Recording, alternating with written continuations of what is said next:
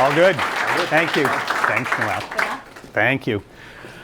Well, good morning. Good morning. Good morning. It really is wonderful to be here, and I am really happy to talk to you on the theme of preserve.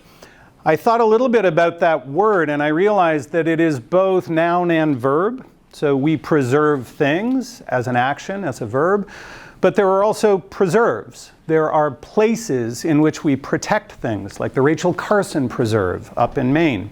And I kind of liked that formulation of the idea really as a way to bridge to privacy, which is what I really wanted to talk about. And so I'm going to talk to you today about the preserve of privacy, the spaces that we need to protect. But because this is Creative Mornings, and because Noel asked me to talk about the relationship that the IAPP has had to art, I want to share with you that story. So in preparing, what I did was go back and watch some of the videos of prior Creative Mornings speakers here in Portsmouth. And I have to tell you, my anxiety peaked because there's been some phenomenal speakers here. And one of the things that I saw that they did that was really powerful was they shared not only the substance of their message, but their journey and how they got there. So before I get to a lot of the art and the privacy, I want to talk to you about my relationship to art, because it's probably not what you might think. I'm not an art historian. I'm actually not really an artist. I build stone walls on weekends at my house, and that's about as creative as I get. They're straight and they stack, and that's it. Really quickly about the IAPP, we are the world's largest privacy organization. We have 50,000 members in 120 countries around the world. We have a staff of just under 200 here in Portsmouth. We have offices now all around the world, a significant office in Brussels. And we are growing as this issue of privacy grows. Significantly, we're a not-for-profit organization, and we're also not an advocacy organization. We're policy neutral. Our job is to train and educate, inform the people around the world who are tackling this issue of privacy every single day. So that's who we are. Let's talk about my relationship to art. So Noel mentioned that I bounce back and forth. I am Canadian. I feel very Canadian, but I have very deep roots. I do. I feel very Canadian.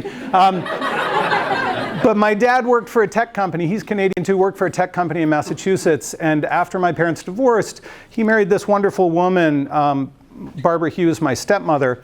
And she owned a gallery in Massachusetts, in Framingham, Mass, called Artique. Think of it like Kennedy Gallery here in town.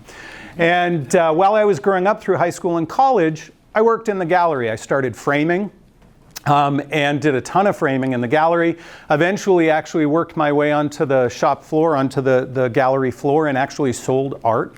The other thing that happened was my stepmother had this book in our living room on the coffee table, Shock of the New by Trevor Hughes. It was written and published in the 1970s. Trevor Hughes is an amazing art historian from Australia, and this was a book that describes the rise and growth, the explosion of modern art in the 1900s. And I would spend hours in this book. We didn't have social media or smartphones back then, and so we actually had to read things. And so I love that book. Now, when I was working in the gallery in the 1980s, it was the same time that the Museum of Fine Arts in Boston was doing one of their first blockbuster shows. Some of you may remember it. It was the Renoir exhibit. And I hated this piece because every single person who went to the Renoir exhibit bought La Bala Bougival, this piece, and I had to frame it. So I did that at least 40 or 50 times at this gallery, so much so that I really hated it. When I got a chance to sell art on the show floor, on the gallery floor, I decided I'd be a rebel, a bit of a renegade, and I would push some people to something that was way more progressive, way more challenging for them. So that was Frank Benson. Frank Benson, the American Impressionist, this is Eleanor, which hangs in the Museum of Fine Arts. And I actually don't mean to denigrate this. This is one of my favorite pieces of art. It's really radiant if you've ever seen it at the MFA. So I have this early kind of seed planted that art is part of my life, that I really like it, I'm selling it, I'm reading about it. And then the dark years emerge. I go to college. I work for a couple of years. I go to law school at this law school, the University of Maine School of Law, which is a phenomenal law school, but it's actually housed in this building, which a couple of years ago Architectural Digest said was one of the 8 ugliest university buildings. I mean, seriously, look at that. It's as if the Night King from Game of Thrones was turned into a building, right? So I attended University of Maine School of Law, and it was the long sort of desert years of art in my life. From there, I worked at an insurance company, and I was working on tech and privacy. I was hired as a chief privacy officer, as a head of privacy for a tech company in Massachusetts. And I started working in the field of privacy law. Now, this is a privacy law. Not much design, not much art going into it. This is a privacy law book that I actually co-authored. Not much design going into this, right? A little brutalist in its nature. And this is the work that privacy professionals do, that privacy lawyers do. We write all of those privacy notices that you don't read. It's like an author or a copy editor's greatest nightmare that all of that work that you do never gets read. And in fact, it never ever gets read. But because this was the mid-1990s and the internet was exploding, I found that I was doing a lot of speaking. A lot of people were interested in what are the risks of privacy law? How do we manage this new issue of e-commerce and internet law? And so even though I was very young in my professional career, I ended up doing a lot of public speaking at conferences, actually doing a lot of teaching at law schools. And what I found was that privacy law sucks. Actually, I should qualify that because this is going to go up online. And as I lead the world's largest organization of people who work in this field, I don't want to really be associated with this message. No, it sucks from the perspective that it's really hard to get people to understand why it's important. It's really hard to get people to understand why privacy law matters to them. It's really hard to get them impassioned and energized about the idea of privacy. And then in 2004, something happened that really changed everything for me. I was reading the New York Times at home, and I stumbled across this article, which was talking about something pretty simple and straightforward, and that was Damien Hirst, the modern artist, postmodern artist in London, had an auction at Sotheby's in London, and a piece had been sold called The Fragile Truth for $2 million or something like that. And I looked at the piece, and then I dug it up and found an image of it. This was the piece. And I realized that this piece, called The Fragile Truth by Damien Hirst, spoke to me. That it said something to me about the issue of privacy. I realized, regardless of what Damien Hirst thought he was creating when he built this piece, that what it was saying to me was increasingly our privacy, our medical histories, our secrets, our vulnerabilities were being held behind glass walls. And it really resonated with me. It spoke to me. And so after that moment, I used this image when I was teaching a law class at the University of Maine School of Law in that ugly building.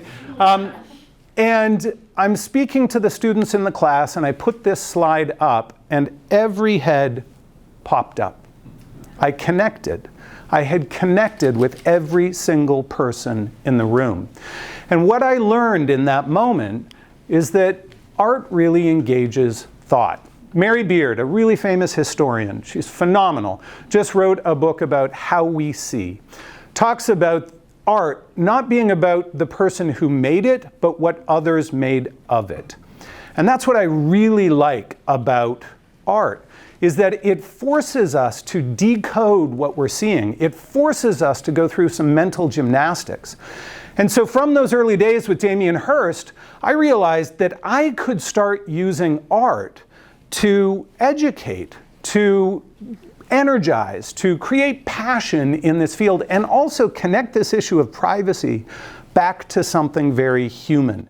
Because going from a big, dense law like this to, well, what does it matter to me in my day-to-day life is a tough trip to make. So, When I'm talking about physical privacy, our bodily privacy, I use Lely's Venus from the British Museum. She's hiding her nakedness, and everyone immediately understands exactly what that means. When I'm talking about emotional privacy, that we have thoughts and feelings and ideas that we need to protect inside of us, that we need space in order for those things to exist, I use Michelangelo's expulsion from the Garden of Eden in the Sistine Chapel. Notably, Adam and Eve are not covering their physical nakedness, they're covering their faces because of shame. And then people immediately get the idea of emotional privacy. When I'm talking about our need to communicate with each other and create intimacy in our relationships, I use Vermeer's Woman in a Blue Dress. She's reading a letter, she's fully clothed, nothing inappropriate or exposing is happening here, but we know this moment is private. Were we to walk around a corner and see this woman reading this letter, we'd step back. We'd know that social norms tell us that she's doing something absolutely intimate and private. It's a moment that she needs in order to create a relationship with whoever she's communicating to. So communications privacy is so much easier to explain with art. Spatial privacy, the fact that we need places for repose and rest and protection, is so much easier to describe with Peter de Hoek, this image of a woman delousing her child. This is really a phenomenal issue when image when you deconstruct it. Peter de Hoek has given us a strong vertical line down the center of the piece. And on the right side of the piece, we have all of the things that are private to a home. This is actually a toilet, that's a bed, and the woman is doing something that is pretty sensitive. Her daughter might be ostracized if the rest of the community knew that she had head lice at that moment, and so it's a very private moment. On the other side of the piece, the doors are open and sunlight is coming in. He's telling us that we need these spaces. So art allowed me, and I just did it with all of you, to explain that there are all of these various constructs of privacy. Physical constructs, emotional constructs, spatial constructs, communicative constructs of privacy. And instead of using law, art allowed me to unlock those and force people to go through a process where they started figuring it out themselves. But art does more than that, too. It tells stories. One of the things that I've also learned in educating about privacy for almost 25 years now is that I could do a deck of slides that describes every one of the components of a privacy law, and people would retain some very small percentage of that. But if I tell a story that conveys the message, they keep it forever. And so when I stumbled upon this painting by Titian, which documents the myth, the Greek myth of Diana and Actaeon, I realized that I had a real treasure on my hands. So the story really quickly, Diana is a goddess. She's bathing in the woods with her attendants. Actaeon is a hunter, a mortal. He's out with his dogs hunting. He comes upon Diana and he invades her privacy. Titian, the Italian Renaissance master, is really masterful here. He shows the invasion by Actaeon pushing a curtain away. Diana's a goddess, though, and so what does she do? She splashes water on Actaeon's head for this violation of her privacy. He is turned into a stag. His own dogs chase him and rip him apart and kill him. So what's the moral of the story? Yeah, I know. That is like 30 seconds of high drama. What's the moral of the story and what sticks in everyone's head? It's violate privacy, get killed, right? And when I'm talking to businesses around the world and they're trying to understand what the fines are in the Can-Spam Act, that's really obtuse and difficult to figure out. When I say, look, there are human consequences to violating privacy, they get the message really quickly. I also like the fact that privacy is a preserve. Privacy is a space in which we need to protect certain values, certain human truths that we know are very important. And in that way, I think there is a preserve of privacy. And I want to connect it to all of you who work in creative roles. You need privacy. You need space to create. You need space to innovate and think great thoughts.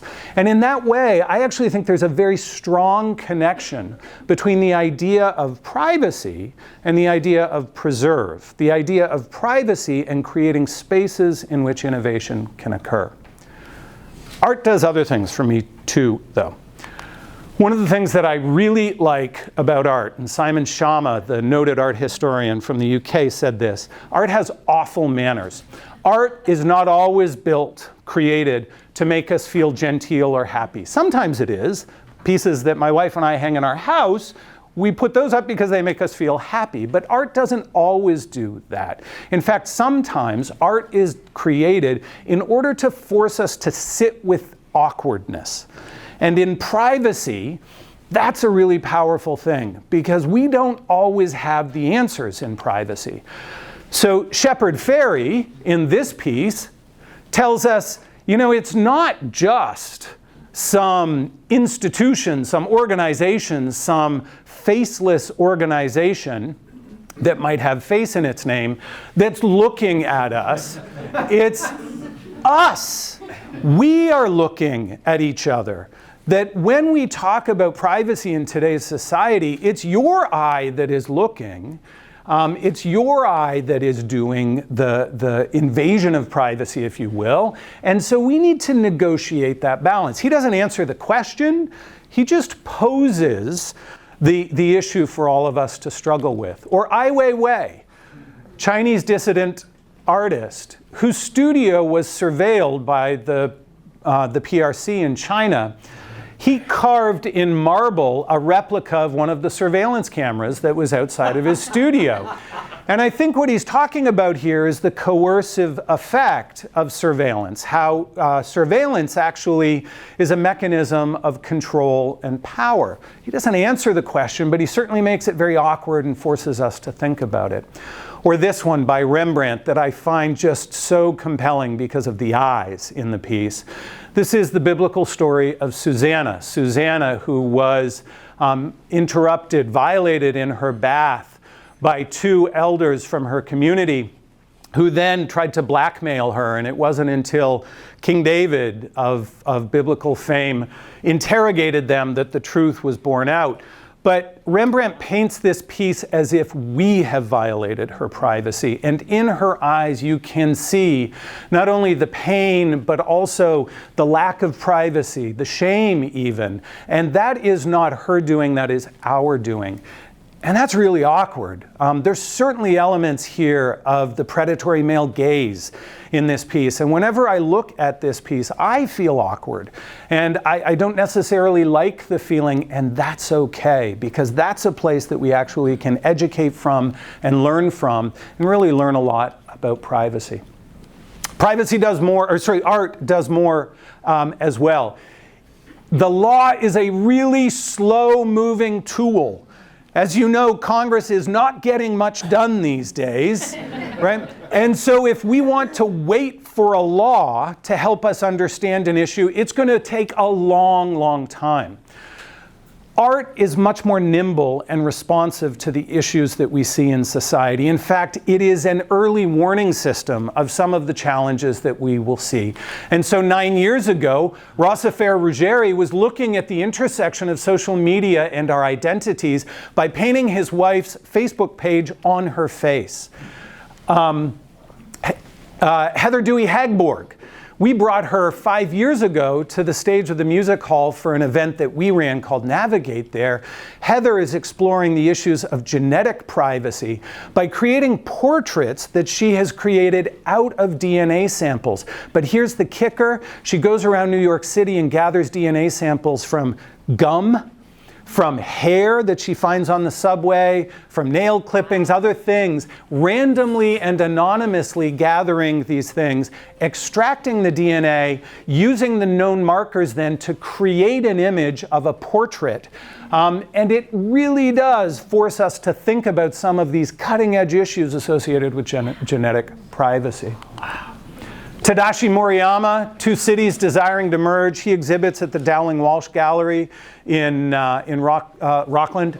A phenomenal artist, really exploring the frenetic nature of our relationship with technology. Or this one that I love so much. And I'm going to show you a really quick video, but I have to prep it. This is Nicholas Roy. He's an artist based in Berlin. And Nicholas had a shop on a main street in Berlin that had a shop window. His studio was in this old shop. And he was getting frustrated because as people were walking down the street, he's an artist and he was always doing interesting things in his studio, people were stopping to look in this big window that he had. His privacy was being violated. He needed that creative bubble in order to innovate and create. So what did he do? Well, he's an artist. He decided to explore this issue. So he got a couple of servo motors, a surveillance camera, wrote a little bit of code, and put a curtain on a string to do this. Here we go.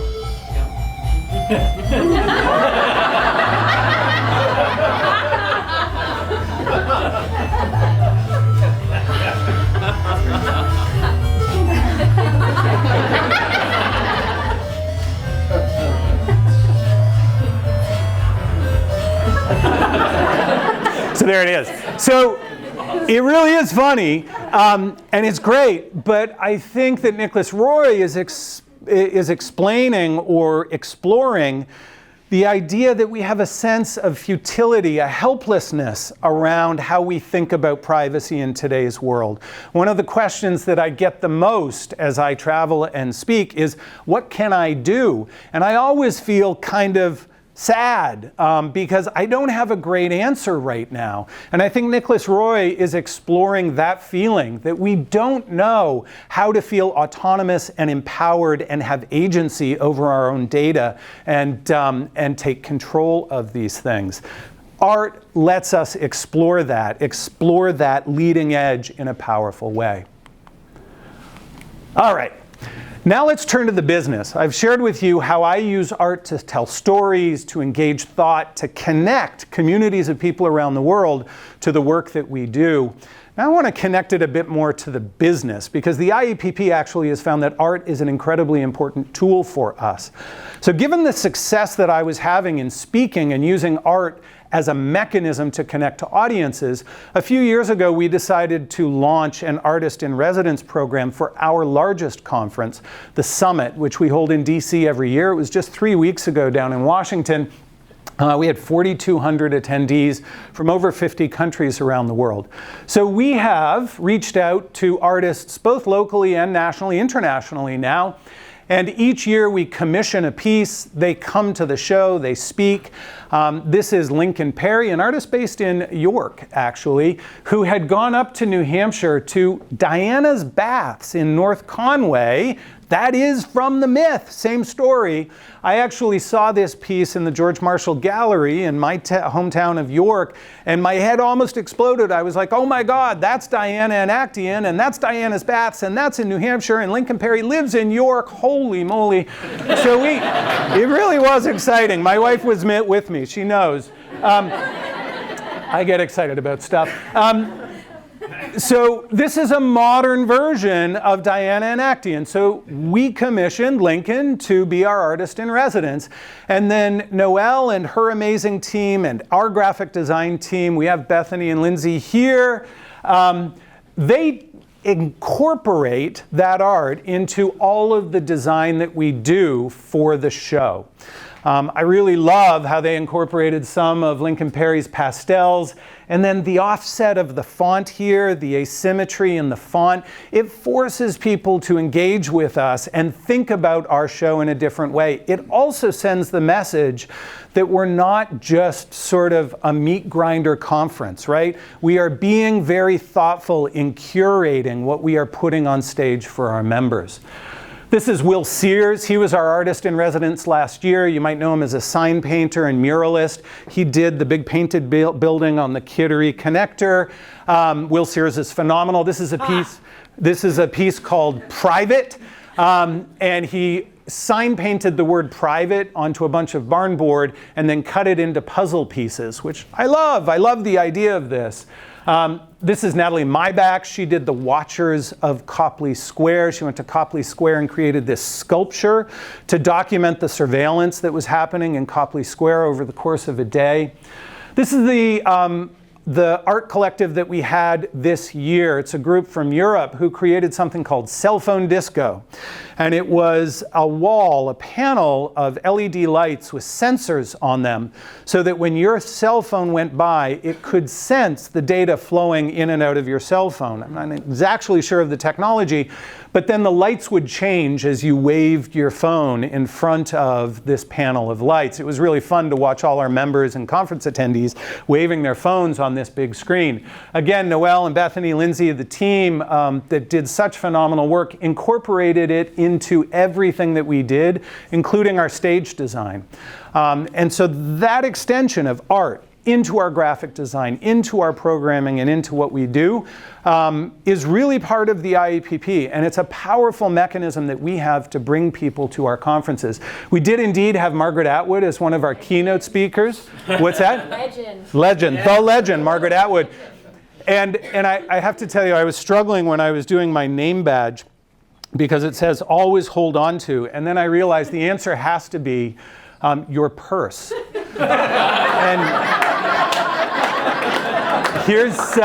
And here's the reason. Margaret Atwood, I guess some years ago, was doing a keynote at a conference, left her purse backstage, and it disappeared. And so now whenever she speaks, she takes her purse out with her. So always hold on to your purse. That's my answer. So we have other things that we do to draw a crowd as well, and we explore privacy through art and use art as part of the business of the IAPP all the time. Some of you 2 years ago may have seen the exhibit that we did at 3S Art Space. I'm not sure, but I'm kind of sure that the IAPP has the largest collection of copies of 1984 from around the world. We've exhibited in Brussels. We've exhibited in Amsterdam. We've exhibited this collection at 3S Art Space, and it's actually in the lobby of our building now. So if any of you want to stop by, you can see it. What I love about it is that graphic design is art. And graphic designers have been, over the 70 years that 1984 has been in print, been challenged with the idea of creating imagery that is evocative of the themes of the book. And guess what? Privacy, surveillance, the coercive power of observation, those are big themes. And so those book covers are really phenomenal for us to engage our audience, to connect with them, and help them understand the issues that we tackle. Let me talk about how art also serves the business purposes of the IAPP. All of those collections of art that I've mentioned, the artist in residence stuff that we've done, the 1984 exhibit, it lives at the IAPP. It surrounds us every day. We even have some additional pieces. These are emoji paintings that Lisa Nunes has done. She's a Kittery-based artist. In fact, whenever I'm driving home through Kittery, there's that one intersection, and 5 Line is on my right, and the old elementary school is on my left, and that's where Lisa's studio is. I feel like the radiant glow of creative energy whenever I'm going through there. And we also bring it into the design in our building. So Jeff Damaris is here. He is the designer that helped us build out the way our building works. Mark from McHenry Architecture has helped us build all of the redesign of what was an industrial space. So there's Lincoln Perry, there's Will Sears in our office. This is just some of the design in our office. This is the newest space that we just opened, our mezzanine and our staff commons area.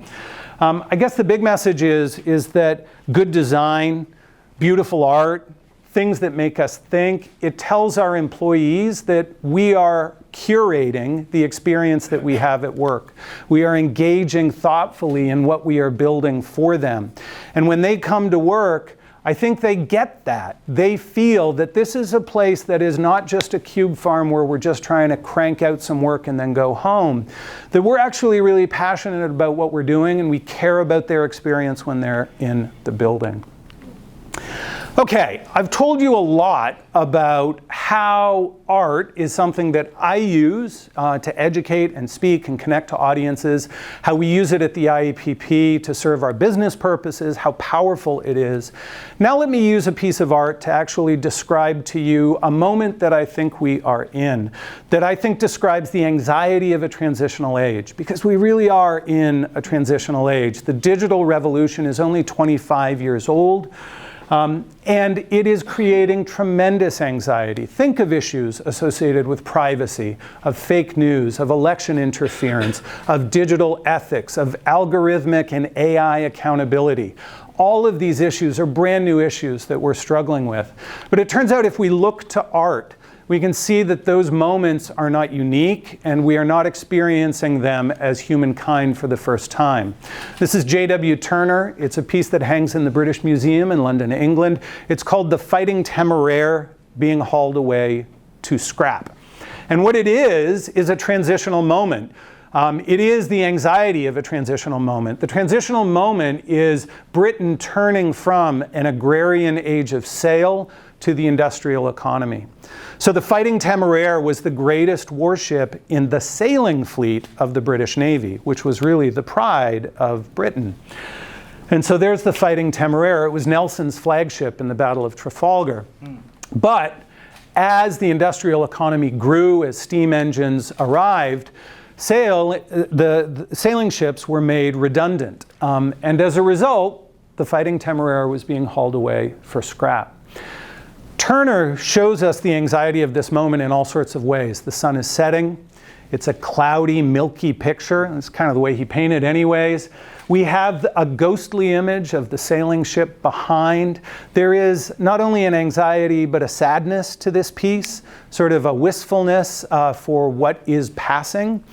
And I think if we understand the moment that we are in that way, that we are letting go of the industrial era, the analog era, and arriving into the digital era.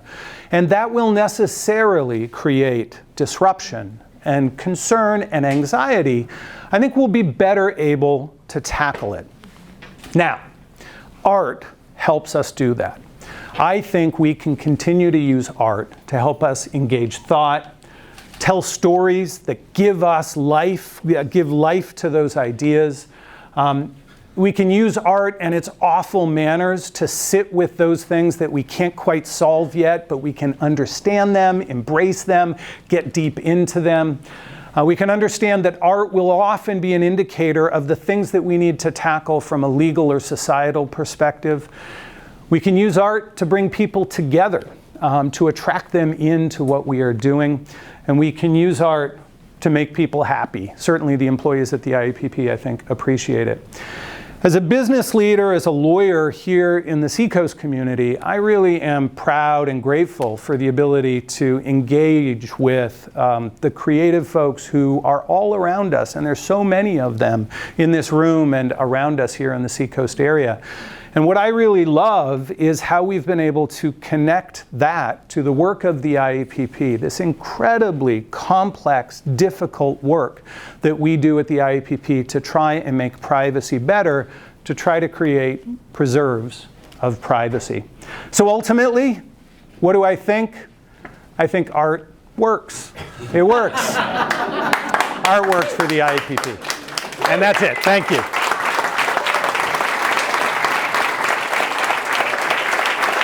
Is that good? Are we going to do questions?